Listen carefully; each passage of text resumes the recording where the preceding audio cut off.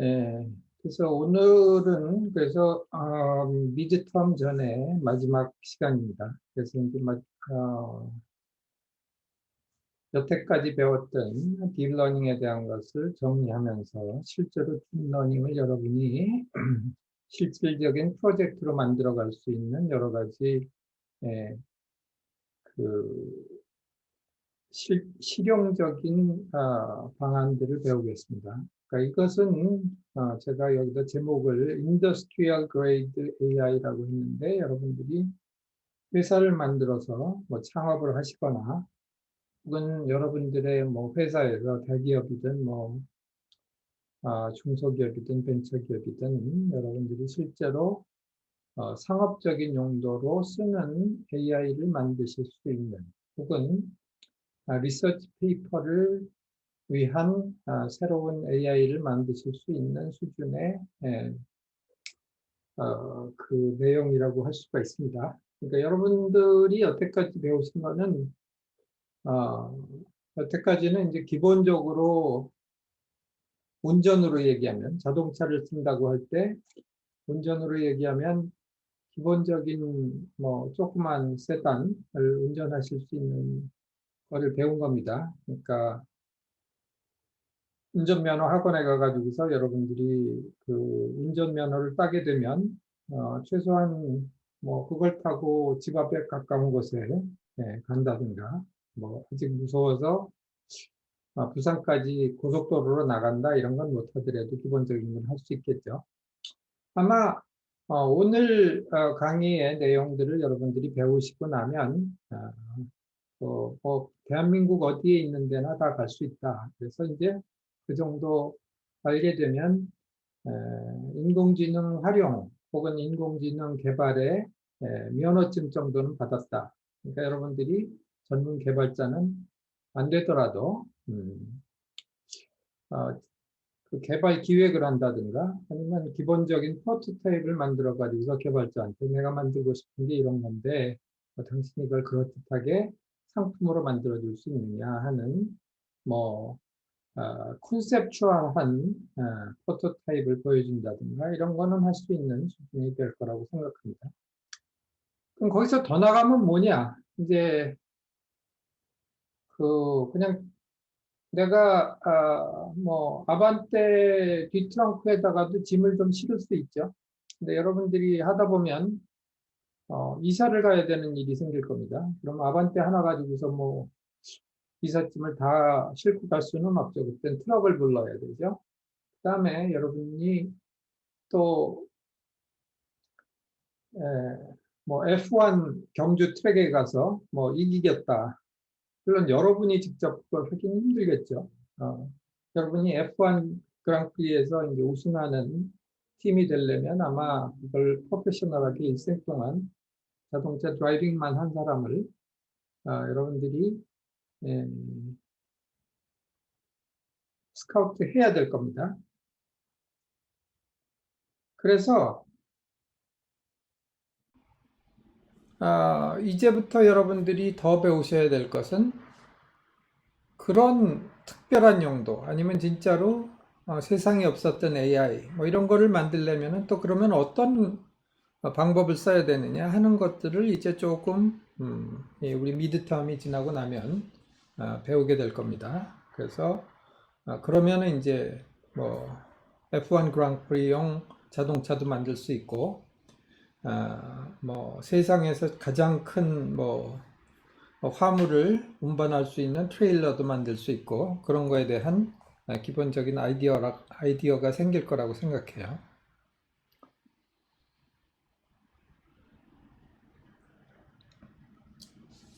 자, 그래서 이제 그런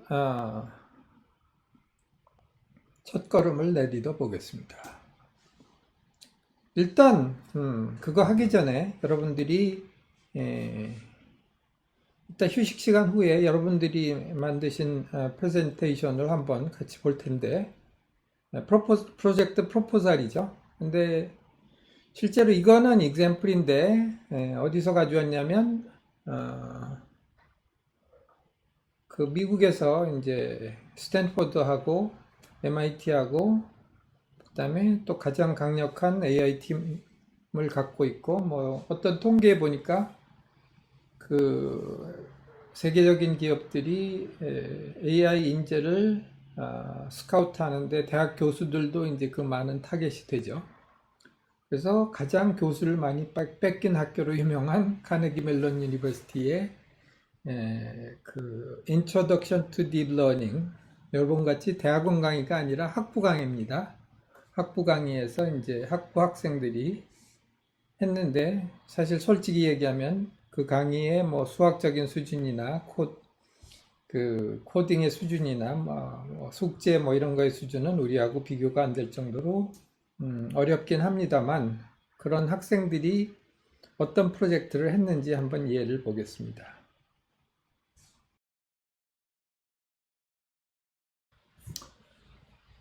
네, 일단 뭐 학부생들이 한 프로젝트라는 게 조금 잘 믿어지지 않죠. 코로나 바이러스에 의한 감염을 진단하는 프로그램을 만들기 위해서 여기서 만든 거는 진단 프로그램은 아니고요. 진단을 위해서 이제 우리가 데이터셋이 있는데 그 데이터셋을 이제 조금 더 그 확장시켜 가지고서 풍부한 데이터셋, 좀 더 정확한 데이터셋을 만들겠다라는 건데 여기서는 이제 우리도 배울 Generative Adversarial Neural Network 그리고 또 뭐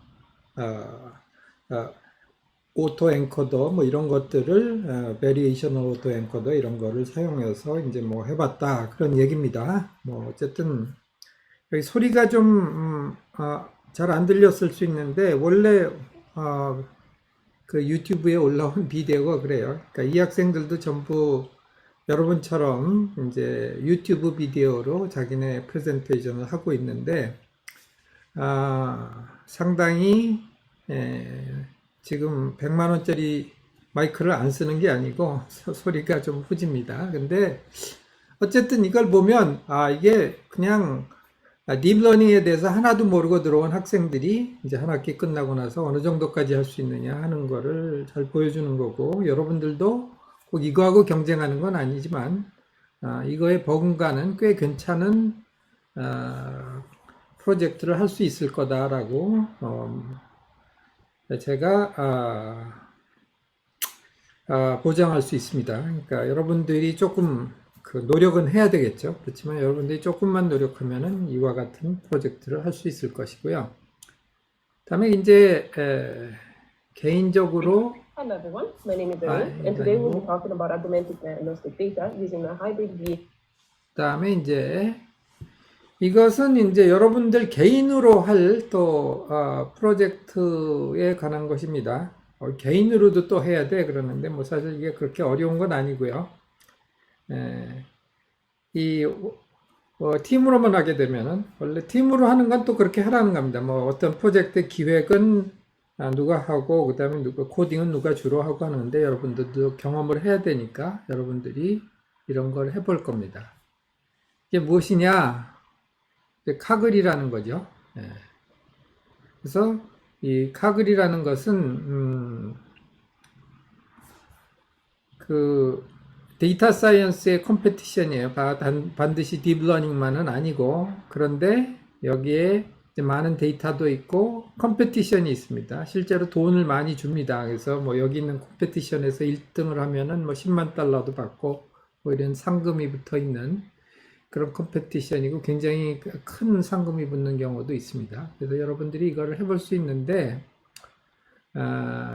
여기 있는 컴페티션에서 사실 톱 10에 드는 거는 뭐 거의 하늘의 별 따기고 그다음에 이제 톱 10%에만 드는 것도 이제 상당한 수준이라고 할 수 있죠. 근데 여러분들이 이제 어쨌든 여기에 있는 프로젝트 중에 하나를 돈이 안 걸려 있고 example 프로젝트도 있습니다. 그 중에 제일 사람들이 이제 많이 해보는 게 타이타닉 프로젝트라고 해서 이제 타이타닉의 사람들 데이터를 가지고 누가 생존할 거냐 이런 거를 이제 예측하는 그런 프로젝트고요. 그래서 이거에 대한 간단한 설명 비디오를 여기서 누르면 비디오가 나와야 되는데.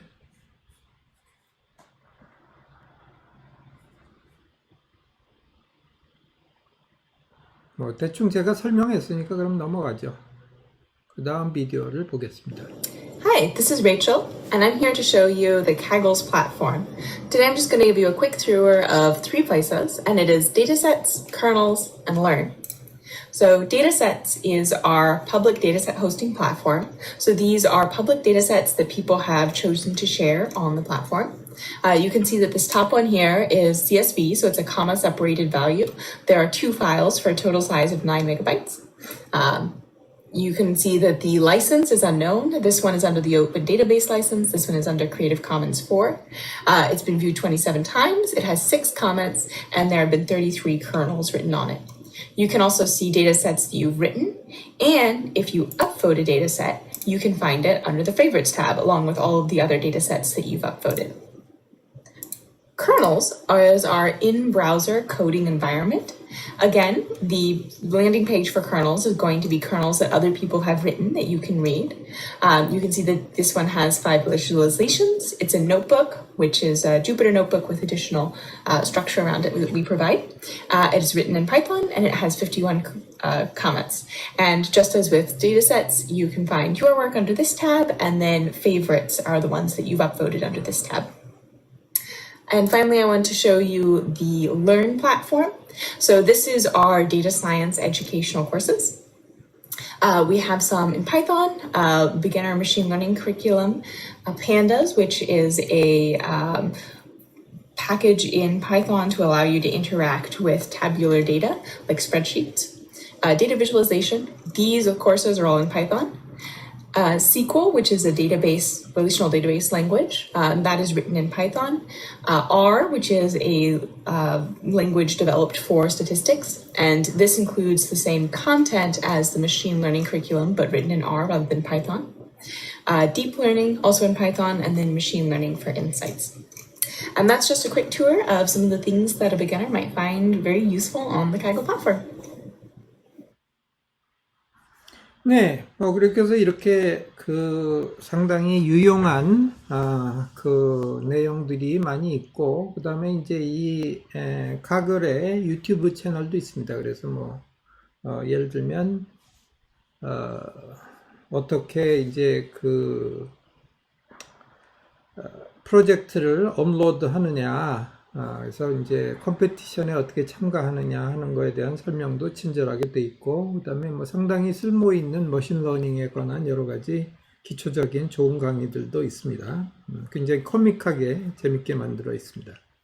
그래서 여러분들이 여기서 뭐 쉽게 하실 수 있는 거는 타이타닉 프로젝트 같은 거고, 그 다음에 뭐 쉬운 프로젝트들이 여기 커넬이라는 거를 써가지고서 쉽게 할 수도 있고 해서 여러분들이 다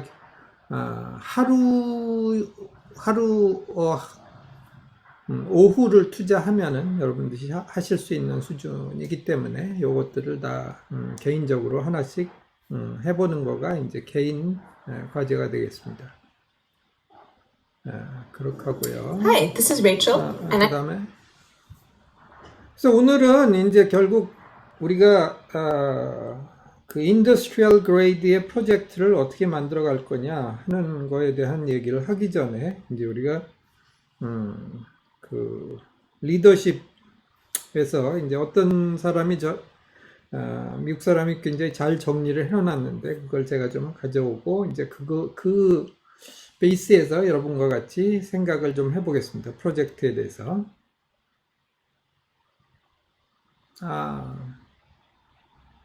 커넬스에서 코드로 바뀌었나요? 그런가요? 내가 이게 캡처를 한 게 며칠이 안 되는데 확인해 보겠습니다. 어쨌든 고맙습니다. 그걸 알려주셔가지고 그래서 어떻게 좋은 리더가 되느냐 하는 얘기를 하면서 근데 요새는 뭐 테크놀로지가 없이는 새로운 기업도 그러니까 스타트업도 또 기존의 대기업도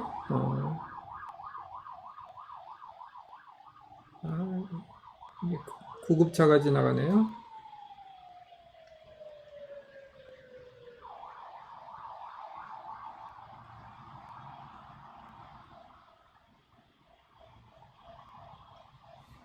예, 그래서 새로운 기업이든, 또 그 기존의 기업이든 거기다 새로운 테크놀로지를 접목하지 않으면은 이제 굉장히 어려운 시절이 됐죠.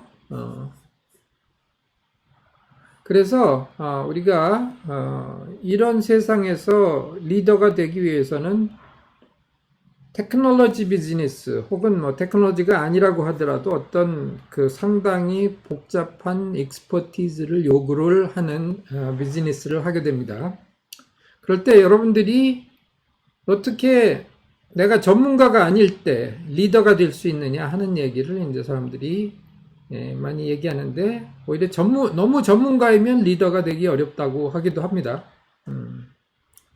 사실 제가 많이 겪은 일인데, 너무 직원들이 틀린 거에 대해서 잘 알기 때문에 직원들이 싫어하는 경우도 있었어요.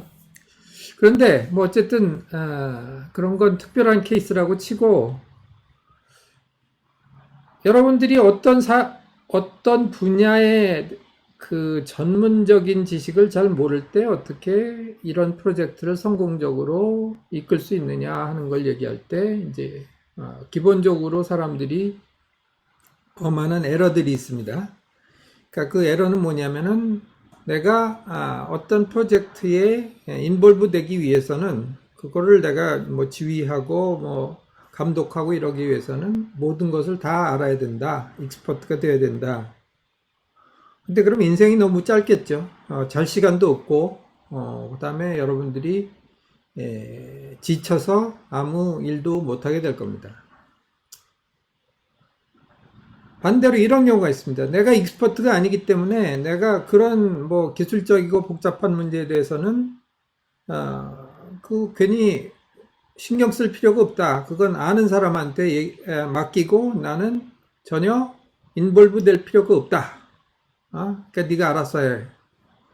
이런 경우에 흔히 일어나는 게 이제 결국은 프로젝트의 성공을 위해서 움직이는 게 아니라 그 익스퍼트를 가진 사람의 이해를 위해서 움직이기 때문에 이상한 길로 가는 게 경우를 많이 봅니다. 뭐 저도 경험한 거지만은 자기의 팀을 늘리기 위해서 일단 사람을 많이 뽑아야 된다고 막 주장한다든가, 혹은 굉장히 쉽게 외부에서 소싱을 할 수 있는데 내부에서 꼭 개발을 해야 된다고 주장한다든가, 뭐 이런 경우들을 많이 봅니다. 그러니까 이런 문제들을 우리가 피하고 실제로 이제 그런 문제를 해결하기 위한 옳은 방법은 뭐냐?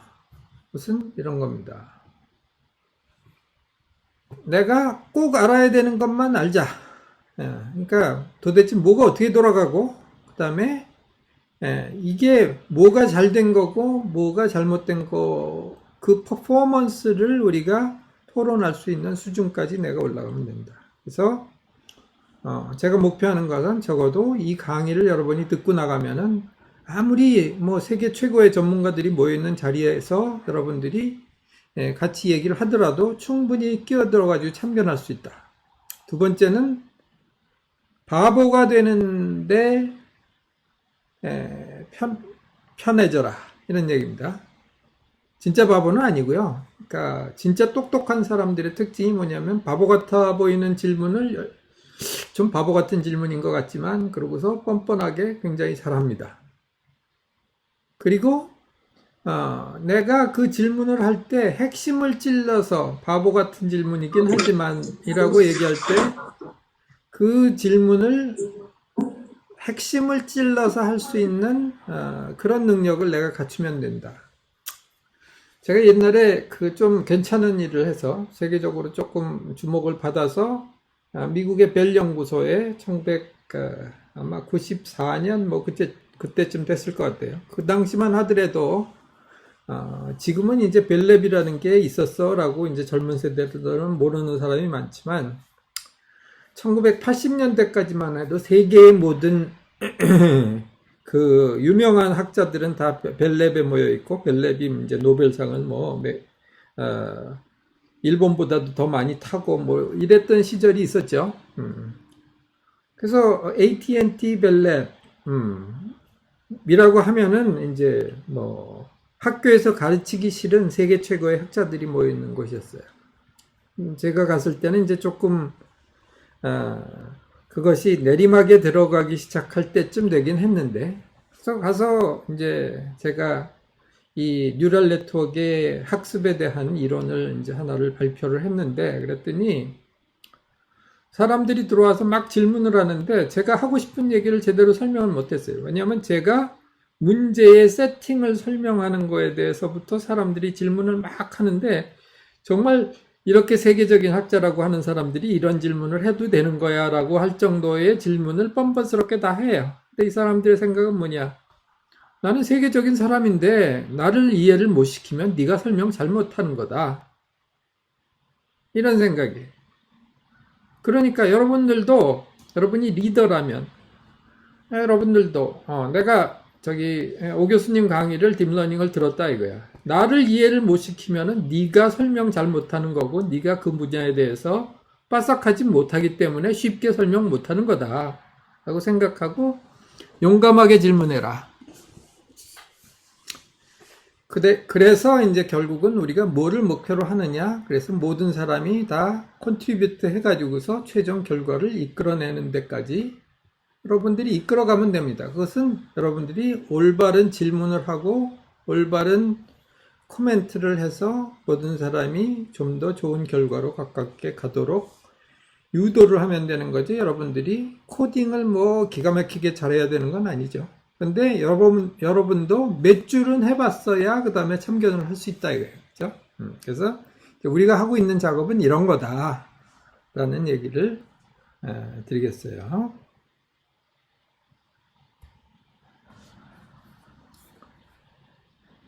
네. 그래서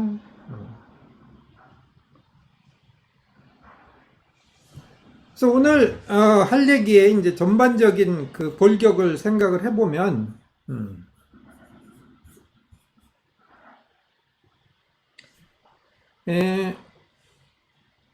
이것은 뭐 반드시 딥러닝뿐만 아니라 모든 AI, 모든 머신러닝의 그 구조와도 일치하는 겁니다. 그러니까 뭐 여러분들이 앞으로 또 컨벤셔널한 머신러닝 모델을 쓰든 딥러닝을 쓰든, 혹은 또 어떤 새로 나온 인공지능 알고리즘을 쓰든 이거는 이제 계속될 겁니다. 그래서 그 프로세스를 보면 1번 데이터를 모은다. 그죠? 이게 또 굉장히 중요합니다. 이제 우리가 그 딥러닝이 점점 성능이 좋아지면서 알게 되는 게, 이제는 딥러닝 모델이 중요한 게 아니라 데이터가 진짜 중요하게 되는구나.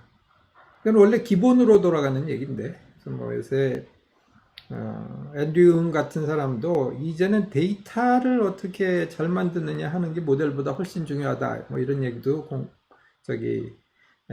세미나를 통해서 하고 그러는 걸 제가 봤는데, 이거는 옛날부터 중요했습니다. 그래서 우리가 아무리 모델이 좋아도 garbage in, garbage out이라는 말이 있죠. 거기에 들어가는 데이터가 garbage면 그 결과도 garbage일 수밖에 없는 거죠. 그러니까 아무리 100만 원짜리 마이크를 가지고 하더라도 나오는 소리가 원래부터 후지면은 후진 소리가 날 수밖에 없죠. 그 다음에 데이터를 잘 가공해야 된다. 그러니까 우리가 분석하기 쉽고 학습하기 쉬운 데이터로 만드는 프로세스가 반드시 필요합니다. 이런 것을 이제 머신러닝의 코딩만 배운 그 개발자들은 굉장히 간과하기 쉬워요. 그리고 어떻게 해야 되는지도 모르고. 그래서 뭐 제가 인공지능 하는 사람들이 모여 있는 데서 어떤 뭐 실무 개발자가 질문을 하는데, 뭐 이러이러한 게 잘 안 되는데 왜 안 될까요? 그래서 프리프로세싱 좀 해보셨어요? 그랬더니 저는 프리프로세싱이라고 해본 게 노멀라이제이션 밖에 없어요. 그래서 제발 이런 것들 좀 읽어보세요. 그랬더니 제가 여태까지 했던 거는 프리프로세싱도 아니었군요.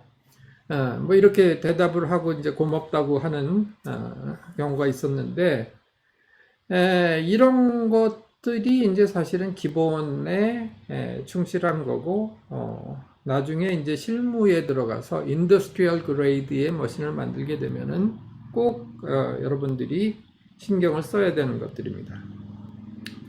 그 다음에 이제 뭐 모델이 뭐가 필요하고 이런 겁니다. 근데 이런 거는 생각보다 그렇게 어렵지 않아요.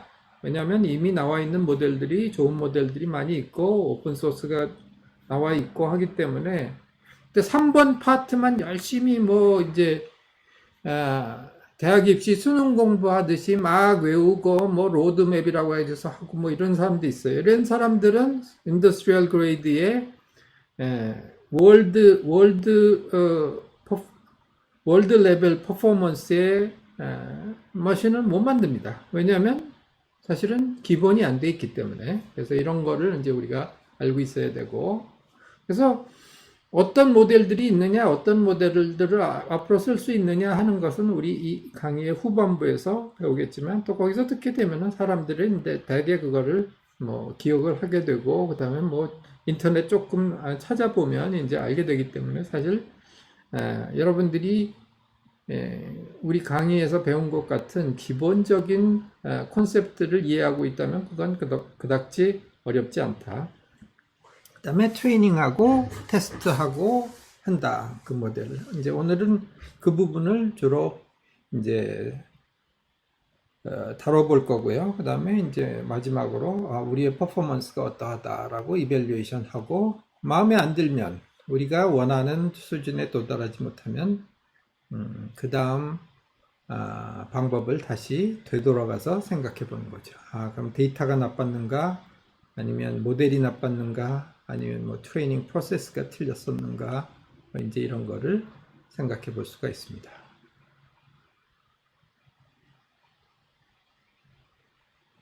자, 일단 실제적인 얘기로 들어가기 전에 여러분들 질문들 있으면 질문하시면 답변해 드리겠습니다.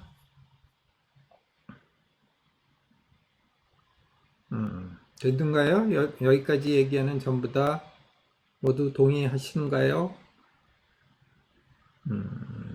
오케이. 그러면 그 다음 구체적인 얘기들을 좀 해보겠습니다. 그래서 딥 뉴럴 네트워크를 학습시키기, 이제 이런 얘기가 되겠습니다. 그래서 우리가 앞선 강의들에서 딥 뉴럴 네트워크를 학습시킨다는 것은 뭐 백프로보케이션이라는 방법을 사용을 해가지고서 코스트 펑션 혹은 로스 펑션을 이제 미니마이즈 시키는 거고, 거기에는 그레디언트 디센트라는 거를 사용한다, 이런 얘기를 했죠. 그래서 이제 이렇게 그 로스 펑션의 뭐 서페이스에서 가장 로스 펑션이 낮은 값으로 가는 그런 곳으로 이제 저렇게 슬로프를 따라서 내려가는 그런 것을 이제 우리가 딥 뉴럴 네트워크의 학습이다라고 얘기를 했어요. 그래서 이제 백프로보게이션이라는 알고리즘을 쓴다고 했고요. 그렇다면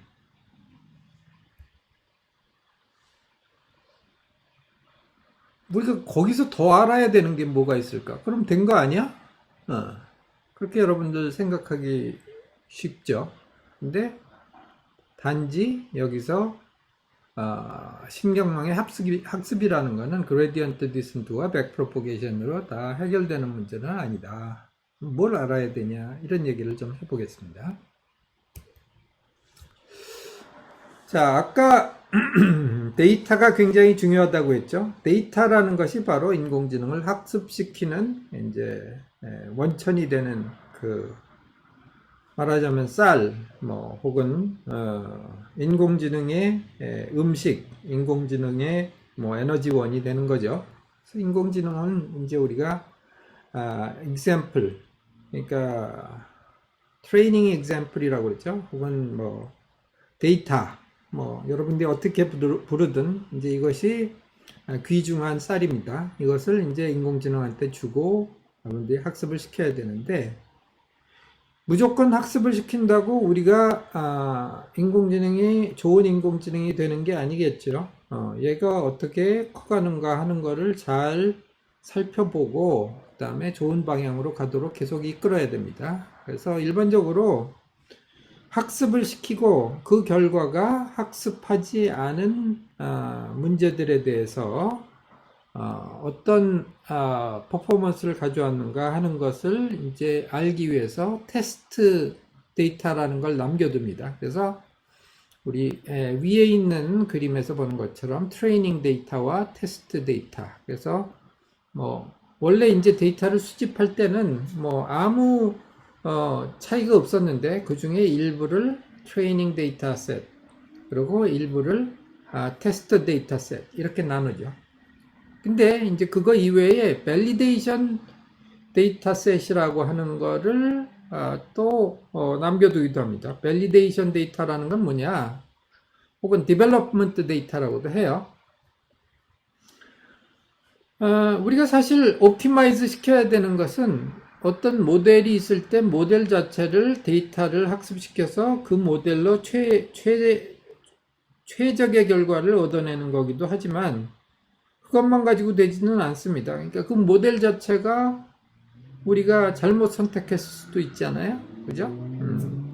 뭐 알고리즘, 그러니까 딥 뉴럴 네트워크 아키텍처를 잘못 선택했을 수도 있고, 그 다음에 이제 똑같은 아키텍처를 선택했다고 하더라도 뭐 히든 레이어의 수라든가 뭐 히든 노드의 개수라든가 이런 것들을 잘못 선택했을 가능성이 또 있습니다. 그러니까 이런 것들을 이제 우리가 검토해 봐야 되는데 그 검토하기 위한 자료가 필요하죠. 그래서 그것을 위한 데이터셋을 우리가 밸리데이션 셋이라고 해서 요것을 따로 남겨두는 경우도 있습니다. 그래서 이렇게 남겨두는데 이제 그럼 어떻게 잘라야 돼요? 뭐 이제 이런 얘기가 있는데 뭐 이거는 사실 이런 어떻게 나눠야 되느냐 하는 거에 대한 또 그 이론적인 연구도 있고 그래요. 그런데 이런 때 그런 복잡한 생각 안 하고 이제 룰 오브 썸이라는 게 있습니다. 이제 그런 거를 사용을 하면 됩니다. 일반적으로는. 근데 그래도 잘 안 된다 그러면 이제 그때 가서 좀 이론은 뭐가 있었지? 그러고서 이제 찾아봐야 되고 저 같은 사람은 옛날에 이제 그런 거 가지고 논문을 써야 되니까 이제 그런 거를 열심히 들여다 봤었는데 지금 여러분들이 프랙티컬하게 하려고 할 때는 대충 여기서 충분할 거다 하는 룰 오브 썸이 있는데 대략 이렇습니다. 그러니까 여러분들이 앞에서 봤던 example들에서 이제 패션 엠니스트 데이터 혹은 뭐 그 글씨 엠니스트 데이터 이런 걸 가져왔었죠. 거기 보면은 아예 여기 트레인 이미지하고 테스트 이미지, 그러니까 트레인 example set하고 테스트 example set가 나눠져 있었어요. 이 사람들은 아예 나눠놨어요. 그죠? 그게 이제 뭐 대략 사람들이 많이 쓰는 레이쇼를 이용해서 나눠 놓은 거죠. 그래서 우리가 이제 앞에서 해봤던 handwritten digit recognition, 손으로 쓴 숫자 인식 같은 경우에서는 어떻게 나누느냐? 대략 제가 typically 20에서 90% example이라고 했는데 20% 쓰는 경우는 없고요. 80%에서 90% 미안합니다. 내가 80, 20을 얘기한다는 게 이제 20이 거기 들어가 버렸네요. 80%에 90%, 80에서 90% 정도를 이제 트레인용으로 씁니다. 그러니까 데이터가 충분히 많은 경우, 그러니까 엠니스트 디지트 세트는 보통 6만 개와 1만 개로 미리 나눠 놨습니다. 그러니까 80%가 좀 넘는 거죠. 밸리데이션 셋이라는 게 있는데 이건 뭐냐면 아까 모델이 잘 만들어졌는지 이런 거를 테스트하는 거라고 그랬잖아요. 이거는 뭐 이런 정도로 몇만 개가 넘어가는 큰 세트일 경우에는 typically 1에서 2% 정도를 가지고 해도 결과가 잘 나온다 하는 것이 알려져 있고요. 그 다음에 이제 트레이닝 셋은 그럼 얼마 남겨놓느냐? 20% 정도 남겨놓으면 된다 이제 하는 얘기죠. 그래서 이제 그거에 맞게 이렇게 나눠놨고요. 이제 그런 그 데이터셋을 이용해서 또 사람들이 어떤 퍼포먼스를 보였느냐. 네, 질문 있어요? 그냥 소리가 난 건가요? 그래서 그런 것들을 이제 그 데이터를 모아가지고서 얀 르꾼이 이제 그 사이트에다가 올려놨는데, 요것도 들어가 보시면 좋을 것 같습니다. 한번. 우리 네, 교수님 질문이 하나 있는데요. 네, 질문하세요. 그러면은 그 M리스트 데이터셋은 이미 그 데이터셋 안에 그 트레이닝 셋, 발리데이팅 셋 그 이런 게 다 같이 밸리데이션 그- 셋은 뭐 특별히 나눠 놓지는 않았고요. 트레이닝 셋하고 그다음에 테스트 셋 두 개로 테스트 나눠 가지고서 이렇게 6만 개, 만 개로 나눠 놨습니다. 근데 꼭 여러분이 그렇게 해야 되는 건 아니고, 만약에 이걸 이용해서 다른 방법으로 저기 테스트 해보고 싶으면 뭐 이걸 콘캐트네이트 해가지고 두 개를 하나로 합칠 수 있죠. 쉽게 넘파이 같은 걸 이용해서.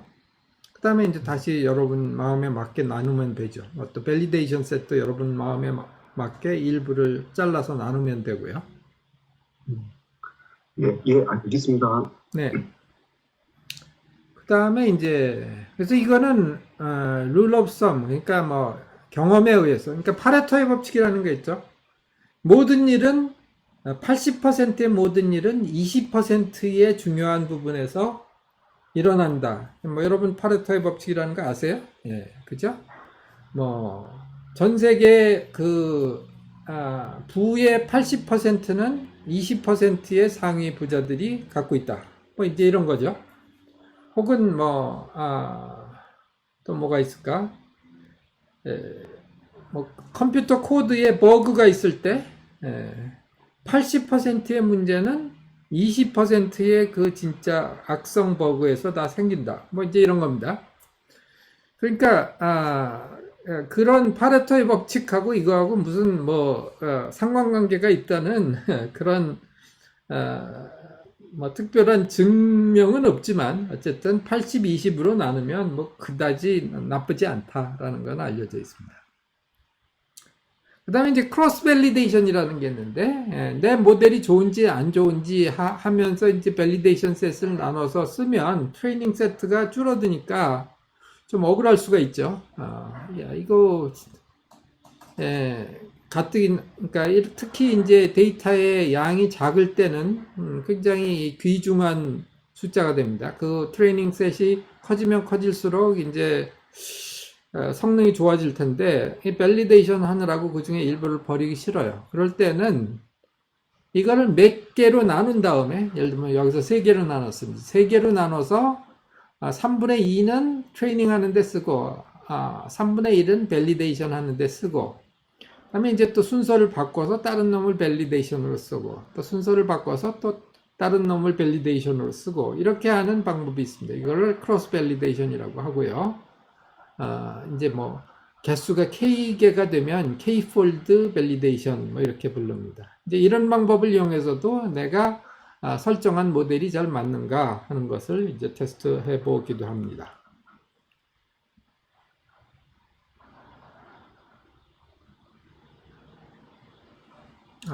내가 어디 세 번째를 테스트 셋을 트레이닝이라고 잘못 쓴 게 있어요?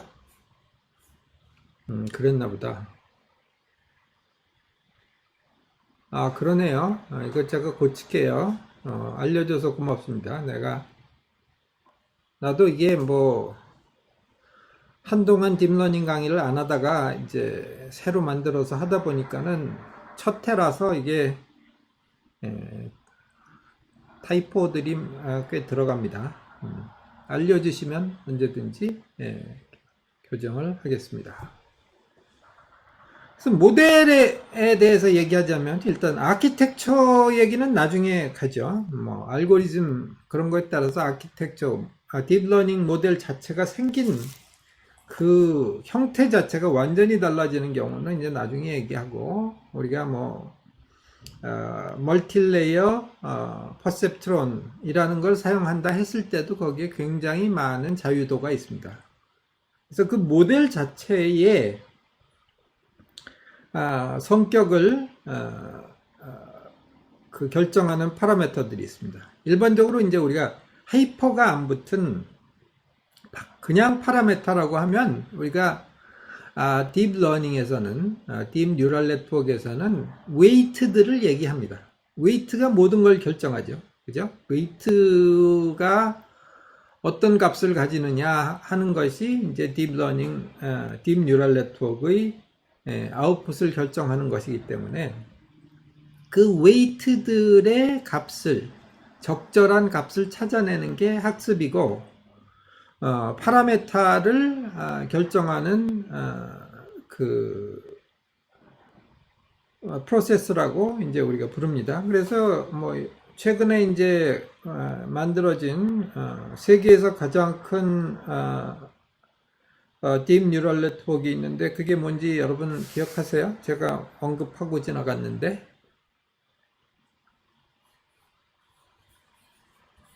아시는 분 없어요? 세계에서 가장 큰 뉴럴 네트워크.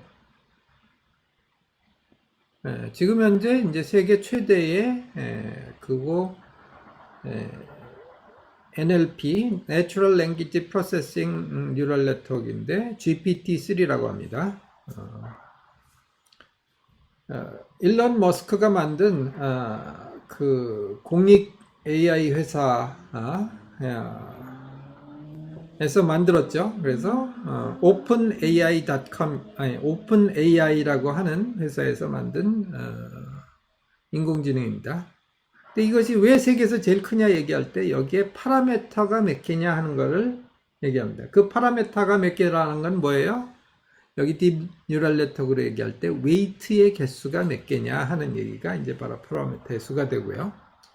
근데 그런 거와 관계없이 그러면 그 토폴로지가 어떻게 생겼느냐, 혹은 뭐 러닝 레이트가 어떻게 되느냐, 뭐 이제 그리고 또 학습시킬 때 뭐 예를 들면 조금 이따 설명할 미니 배치 알고리즘 같은 경우에 미니 배치 사이즈가 어떻게 되느냐, 뭐 이런 것들을 우리가 하이퍼 파라메터라고 합니다. 그래서 모델 하이퍼 파라메터라는 건 뭐냐면은 토폴로지와 사이즈, 어떤 뉴럴 네트워크의 토폴로지와 사이즈를 이제 하이퍼 파라메터라고 하고, 그 다음에 이제 러닝을 할 때 또 러닝 레이트라든가 이런 것들도 이제 하이퍼 파라메터가 되는데, 이런 것은 알고리즘 하이퍼 파라메터라고 얘기를 하죠. 그러니까 여기 그림에 나와 있는 여러 가지 파라메터들이 있습니다.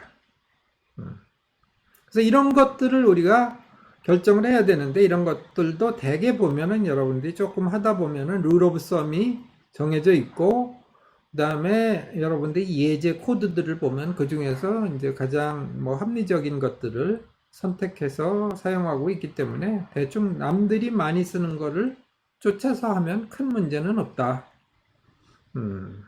그런데 이제 이런 것들이 우리가 마지막 1%의 퍼포먼스, 아니면 마지막 0.1%의 퍼포먼스를 따지는 문제들에 가게 되면은 이제 여러분들이 이런 것들을 어떻게 결정하느냐 하는 거에 대해서 어느 정도 이론적인 뒷받침을 갖는 프로세스로 결정할 필요가 있습니다. 그런 얘기는 오늘 다 할 수는 없고, 오늘은 이제 이러이러한 게 있다, 뭐 대충 이렇게 쓰면 된다, 룰 오브 썸은 이렇다, 이런 얘기를 하고, 여러분들이 이제 이 강의 후반부에서 몇 가지 알고리즘을 배우시게 됩니다. 그러니까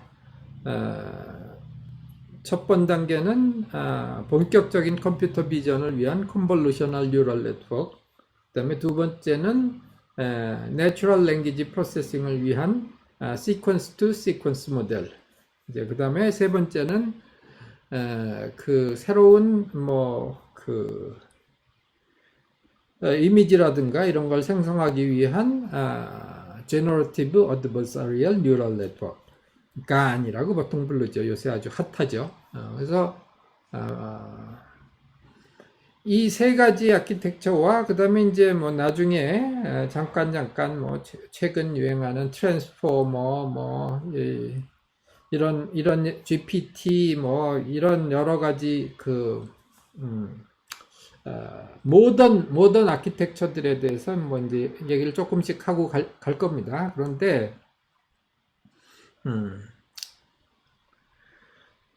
그런 거를 사용하고 나서 한참 뭐 러닝을 잘 시키고 했는데 이제 마지막 1%가 모자란다 할 때 그러면 우리가 무슨 생각을 해야 되고 그 뒤에는 무슨 얘기가 있느냐, 왜 안 되느냐, 그 원리를 이해해야 될 때 필요한 얘기는 이제 여러분들이 실제로 텀 프로젝트를 위해서 실습을 하시면서 또 스테이트 오브 아트 알고리즘들에 대해서 어느 정도 배우신 다음에 이제 다시 한번 리비짓 하도록 하겠습니다.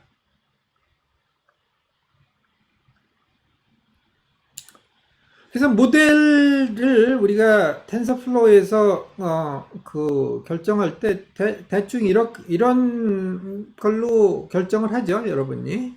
그래서 keras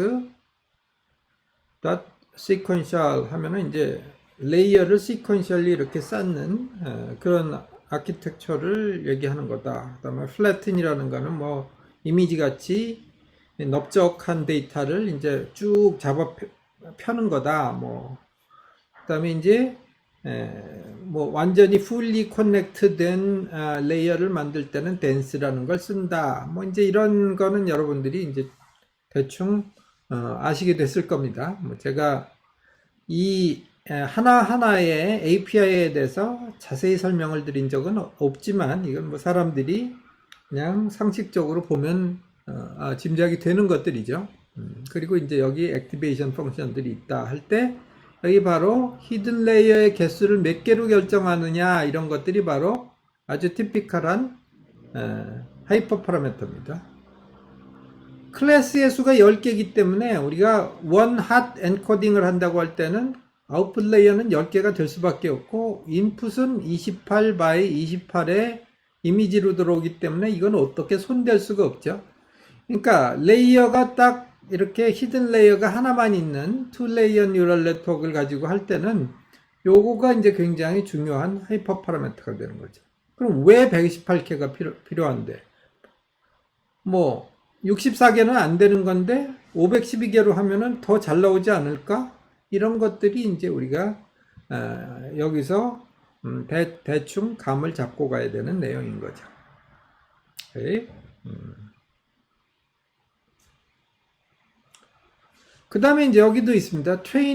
모델 핏이라는 게 학습시키는 그 명령이라고 했어요. 그죠? 모델 핏이라는 걸 수행을 시키면은 이때부터 얘가 열심히 이제 학습을 시킵니다. 그죠?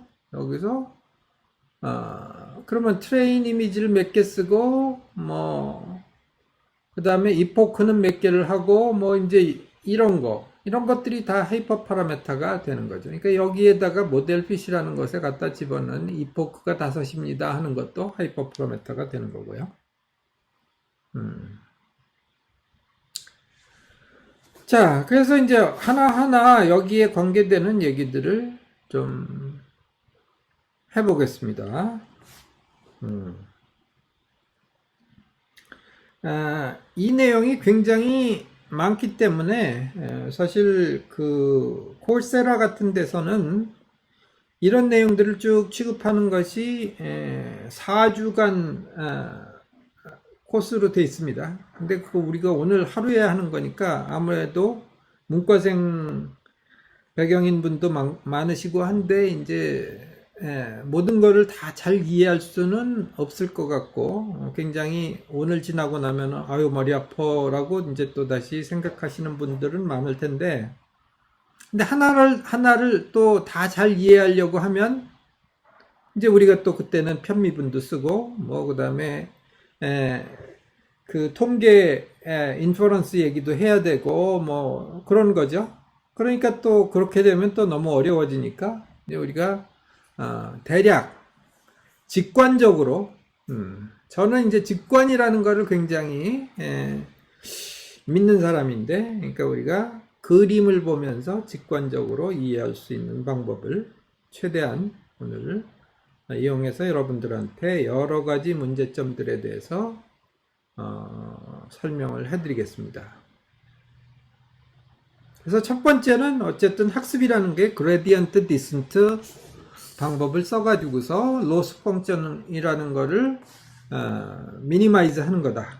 그죠? 로스라는 건 뭐냐?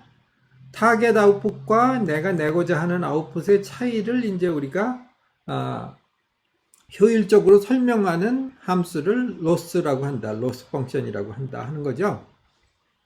이제 그래서 이제 우리 여기서 보는 것처럼 이렇게 이제 로스 펑션이 줄어드는 방향으로 좌표계에서 이제 끌고 가는 것을 그레디언트 디센트라고 합니다.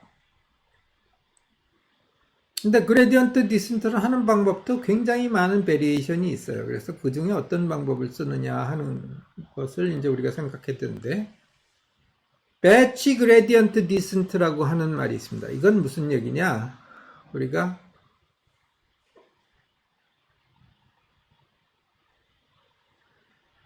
하세호 씨가 하신 질문이 있는데요. 하이퍼 파라메타가 모델을 만들고 트레이닝을 시킬 때 조정하는 모든 파라메타를 의미하는 건가요? 네, 맞습니다. 그러니까 웨이트를 제외하고 여러분들이 바꿀 수 있는 모델에 영향을 주고 학습에 영향을 주는 모든 파라메타를 하이퍼 파라메타라고 합니다. 그래서 이제 그레디언트 디센트 방법을 사용할 때 이제 세 가지 크게 봐서 세 가지 베리에이션이 있습니다. 첫 번째는 배치 그레디언트라고 하는데, 이 로스 펑션이라는 게 가만 생각해 보면은 내가 어떤 한 example에 대해서만 적용되는 게 아니죠. 왜냐하면 어느 한 example에 대해서 인풋과 아웃풋을 정확하게 맞게 그렇게 학습을 시켜버리면 딴 example들에 대해서는 영 이상한 일을 하는 머신이 되겠죠.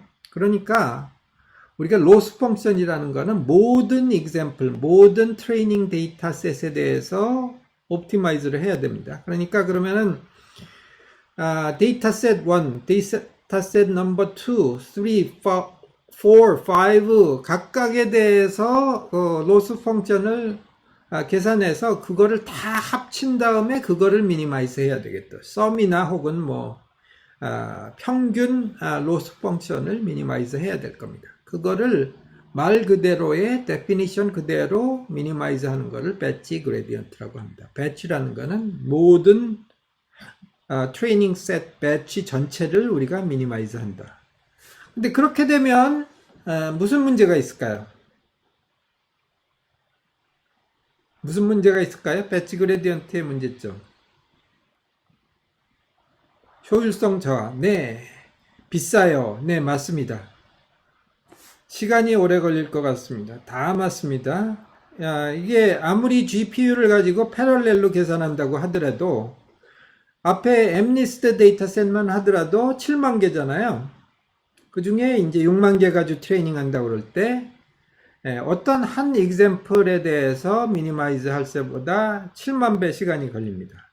그래서 시간도 오래 걸리고 효율성도 저하되고, 그래서 여기 이제 보면 그림에 이제 여기 나와 있는 요 파란색 라인인데, 이 토탈 로스 펑션이 항상 줄어드는 길로 가긴 가는데 문제는 시간이 오래 걸린다는 거죠.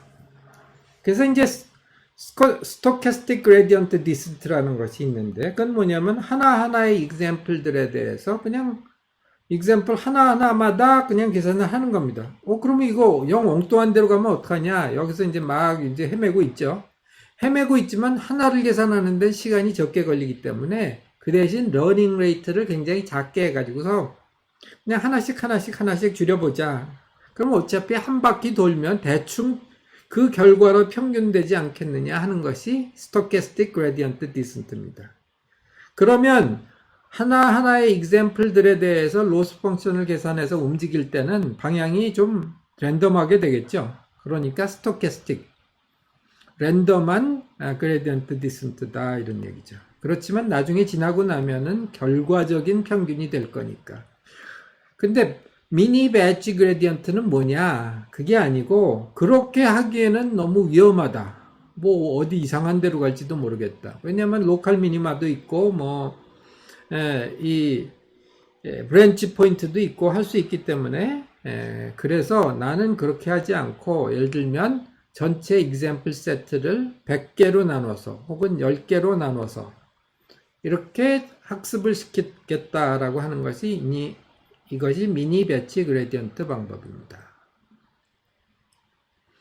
뭐 별거 아닌 것 같은데 사실은 차이가 꽤 있고요. 그래서 요새는 이제 가장 많이 쓰는 방법이 이제 미니 배치 방법입니다. 특히 인더스트리얼 그레이드의 학습에 있어서는 그렇습니다. 질문이 있으신가요? 자, 이거에 대해서 질문. 잘 이해되셨나요? 그래서 이렇게 그림으로 이걸 우리가 수식을 쓸 수도 있지만 그림으로 설명을 하고 지나가겠습니다. 그래서 미니 배치 사이즈를 그럼 어떻게 선택하느냐 또 이런 것도 책에는 잘 안 나와 있어요. 그래서 뭐 대강 이제 인더스트리의 룰 오브 썸은 어떻게 되느냐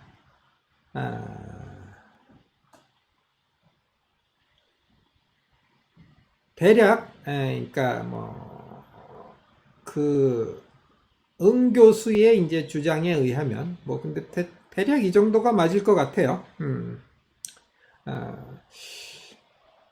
한 2000개 이하의 스몰 셋인 경우에는 그냥 배치 그레디언트에도 큰 상관없다.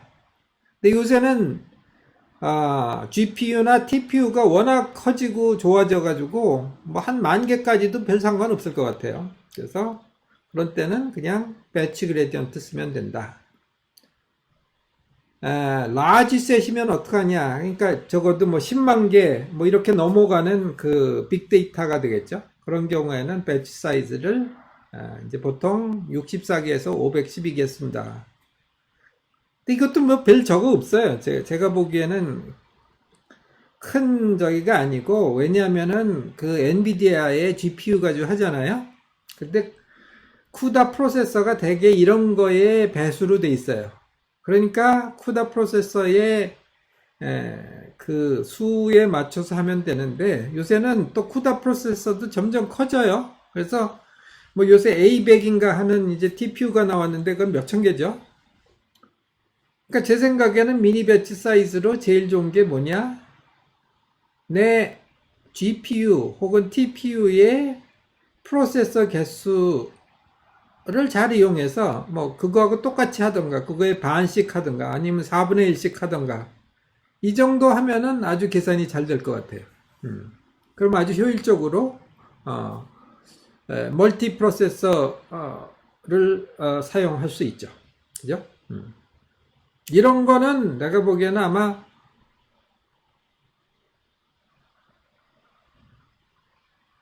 네, 그렇습니다. 뭐 경사하강법은 그러니까 스토캐스틱 그레디언트 디센트는 효율성과 뭐 저기 이 패럴렐 프로세싱 면에서도 그렇게 유리하지는 않기 때문에 요새는 별로 많이 안 쓰고요. 그래서 뭐 하드웨어가 굉장히 좋다면은 그냥 뭐 조그만 문제는 그냥 배치 그레디언트를 써도 되고요. 그 다음에 굉장히 데이터셋이 크다고 하면은 이제 일반적으로는 미니 배치를 많이 쓰겠죠. 인더스트리얼 그레이드의 프로블럼에서는. 네. 그러나 이런 경우는 있습니다. 뭐 테슬라에서 예를 들어서 인공지능 그 자율주행 엔진을 만든다 할 때는 everyday example set이 업데이트 됩니다. 그럼 새로운 영상 하나가 들어올 때마다 새로 계속 바꿔갑니다. 그럴 때는 들어올 때마다 리얼타임으로 업데이트하기 위해서 스토캐스틱 그레디언트 디센트를 쓰는 경우들이 많이 있습니다. 그러니까 상황에 따라서 케이스 바이 케이스로 다르다.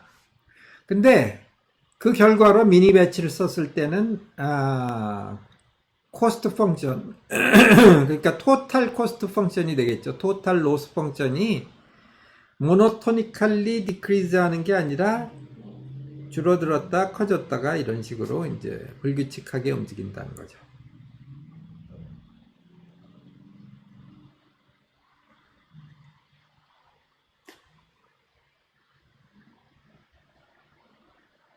그 다음에 이제 옵티마이저라는 게 있습니다. 이제 그레디언트 디센트를 줄여 나갈 때, 뭐 이제, SGD도 뭐 그런 거 중에 하나지만은, 이게 하다 보면은 이제 빨리 수렴하는 애도 있고, 좀 늦게 수렴하는 애도 있고, 뭐 그렇습니다. 그리고 또 로컬 미니마에 걸리면 어떻게 하느냐, 뭐 이런 얘기들도 합니다. 그러니까 이렇게 가다가 이제 조그만, 그 산에 올라가다 보면은 한참 올라가다가 다시 내려가는 부분이 있잖아요. 그럼 저쪽에서 위에서 내려가다 보면은 또 내려가다가 다시 올라가는 부분이 있습니다. 근데 그레디언트만 계속해서 나오면 거기 가서 걸리겠죠. 이제 그런 문제들도 이제 굉장히 문제가 됩니다. 그래서 이제 이 옵티마이저는 엔진 그 알고리즘도 이제 굉장히 사람들이 여러 가지를 생각을 했는데 생각보다는 그렇게 중요하지는 않습니다, 지금.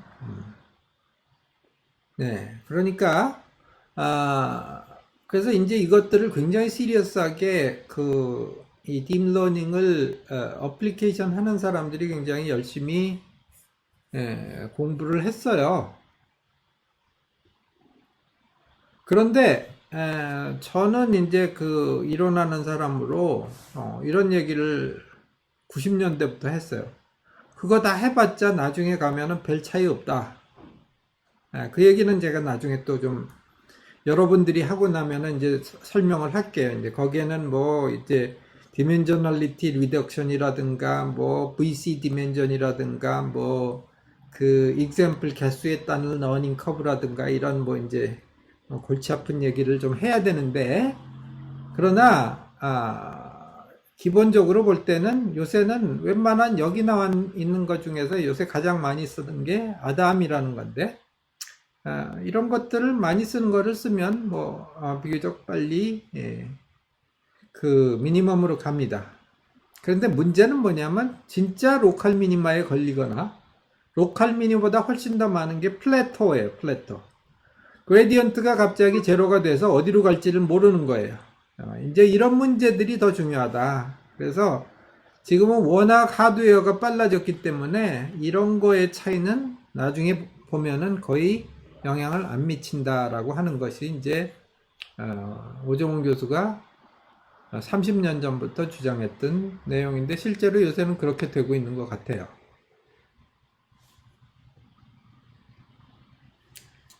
그럼 각각의 차이는 뭐냐? 여기 이제 그림으로 몇 가지가 나와 있습니다. 그래서 이제 뭐 SGD 모멘텀이 있는 경우, 모멘텀은 이제 가던 관성을 주는 거죠.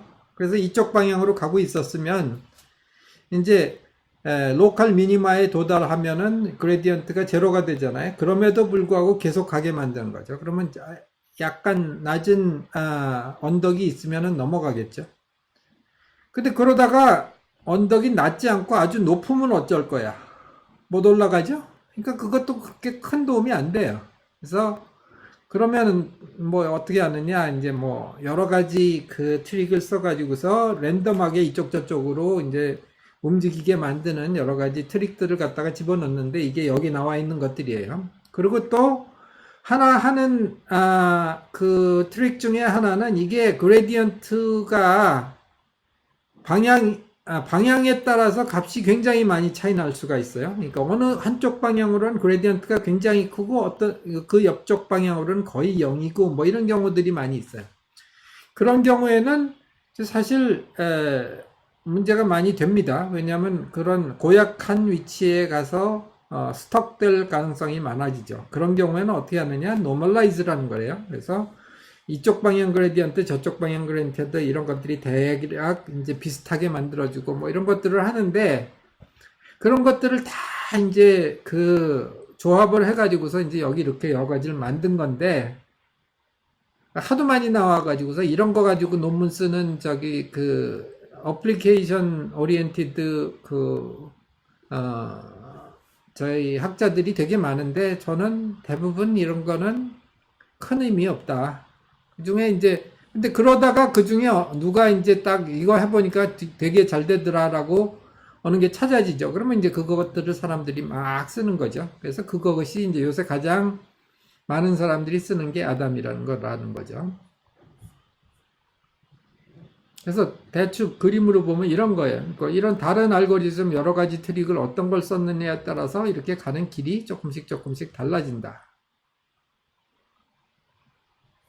여기 이제 2차원에서 보면 이런 식으로 어떤 놈은 저쪽으로 갔다 헤매면서 가고 얘는 또 뭐 이렇게 가고 그래서 가다 보니까 그럼 제일 빨리 가는 놈이 좋지 않겠어? 라고 하고 이제 여러 가지 실험해 보니까 아담이라는 애가 빨랐어. 뭐 이런 얘기다 이런 거죠.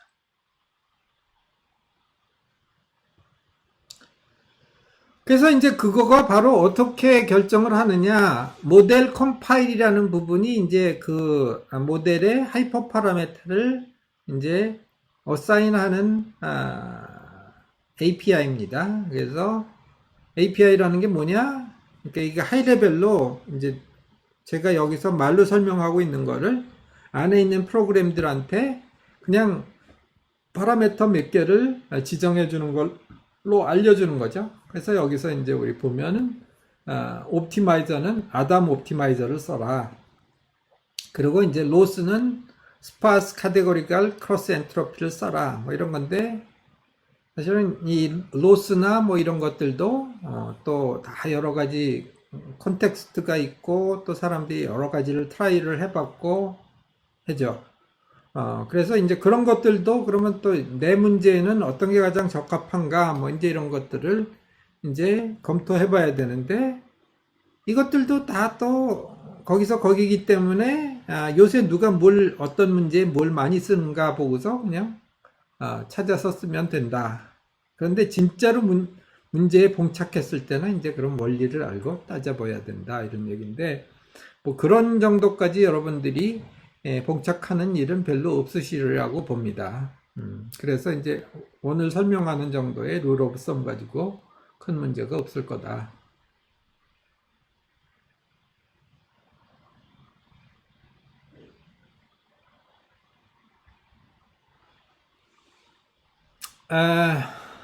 이제 좀 한 큐에 계속 설명해야 되는 게 나와서 그 다음에 이제 언더피팅과 오버피팅의 문제가 있습니다. 이거는 사실 이 뉴럴 네트워크, 딥 뉴럴 네트워크의 학습에 있어서 가장 어려운 문제, 골치 아픈 문제, 헤드에이크인 문제, 그리고 약간의 통계적인 사고를 이용해서 고민해야 되는 문제입니다.